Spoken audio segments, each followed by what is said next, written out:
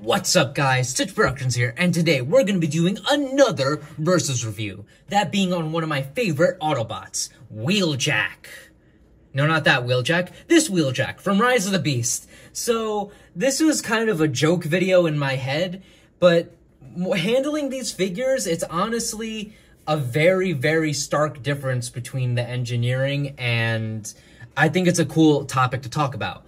So, as you guys know, Wheeljack was in Rise of the Beast, and they redesigned the hell out of him, and now he looks like, that. To be honest, this may be a hot take, or it might not be, but this design does not really look like Wheeljack. Wheeljack's defining features are his head fins, his white and red and green colors, his car mode, his face masks. So, it's like, this is so far different. Granted, I don't care about G1 accuracy and all that stuff. I like it, but it's not necessary. And I've seen what this design can look like with a better coat of paint and a different head sculpt. But come on, why do they have to make him look like this? I mean, I honestly don't mind the idea of Wheeljack being a van, but to me, this character just feels like, I don't know, like Beachcomber or something like that. I feel like they could have easily used this design for someone else, or maybe just made him a whole new Autobot. I don't know. I feel like it's kind of, they wasted this, the trademark for Wheeljack when we could have gotten something cooler in the G.I. Joe movie, but who really cares? I'm more focused on this toy now. So this is the Mainline Wheeljack that came with the 3-pack with Cheetor and Nightbird. And these are all based on concept art and early designs of the film. And if you look at this alt mode, it doesn't really look like the movie. I mean, it has a general shape of the model from the movie, but it's clearly not the same thing. It doesn't have any of the Volkswagen licensing. It doesn't have, you know, all the other details. It even has a different color and hue. But I will say I do like it, and I think it fits, you know, any collection. If you happen to miss the Studio Series one, which I almost did, then I feel like this is easy to get. But the problem with this is that it's not easy to get. So this either came with a 3-pack from Target that was, you know, I've only seen once in the store, I bought it, and then I've never seen it again. Or you could get it in a single pack where I have never seen them in retail ever. So, yeah. But I do like this vehicle mode. It does have weapon storage on the bottom. Too bad I don't know where the gun is because I have over, like, 500 Transformers, so I'm not digging for that gun. But I do think this figure looks awesome. And yeah, how about we move on to the Studio Series Wheeljack. Now, this van mode is way more movie accurate, and honestly, it does look very nice. I can't deny that. It's not really much different from the Mainline one, other than it has dark black windows, and you can see a silly little Pablo face in there. Let's see if we could get the camera. Yeah, there we go. We see Pablo's face. I do really like the trademarking and the, you know, bumper of the Volkswagen van, but I don't want to see the robot mode's face through the window. I mean, this is just a random example from, like, from the size comparisons. Look at Studio Series Bumblebee. You can't see his head from the window. It at least hides the illusion that he's a robot in disguise. His head is under there. I don't display him like this. And, you know, the kibble management on Wheeljack is pretty good. And, you know, I think it's a pretty alright looking van mode. I mean, like I said, do I think this van mode screams Wheeljack? Not really, no, but I can't deny it looks nice and it looks screen accurate. But let's go to the size comparisons. For size comparisons, here we have the Rise of the Beast Wheeljacks with Studio Series Rise of the Beast Bumblebee, Studio Series Rise of the Beast Optimus Prime, Studio Series Leader Class Rise of the Beast Optimus Primal, Blitzwing,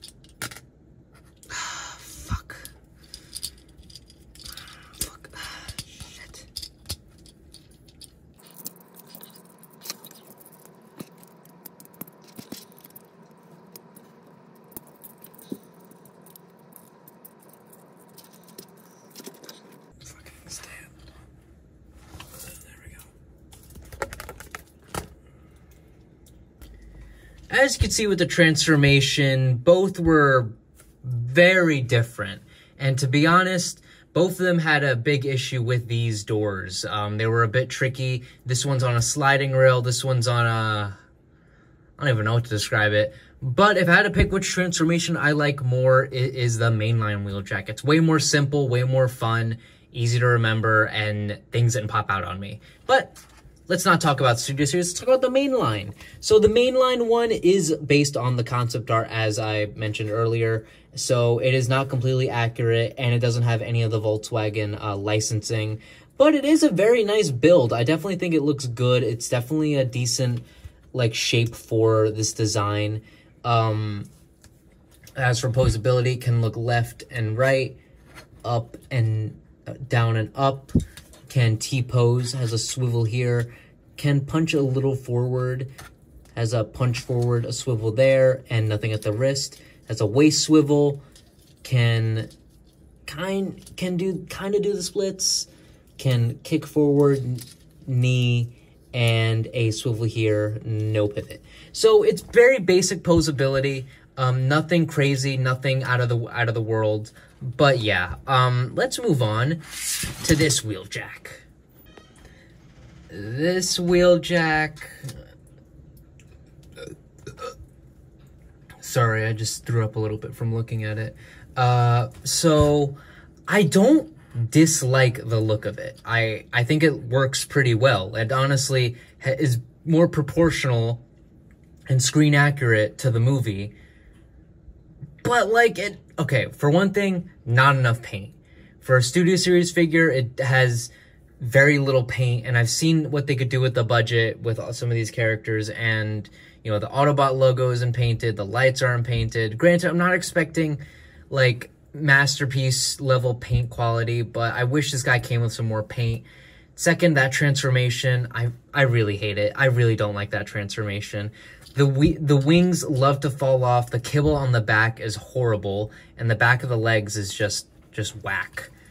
But I don't think it's terrible. I just think it's heavily flawed, like most Studio Series figures. Maybe I'll make a rant video of that one day. But, you know, I personally think that this figure is just all right.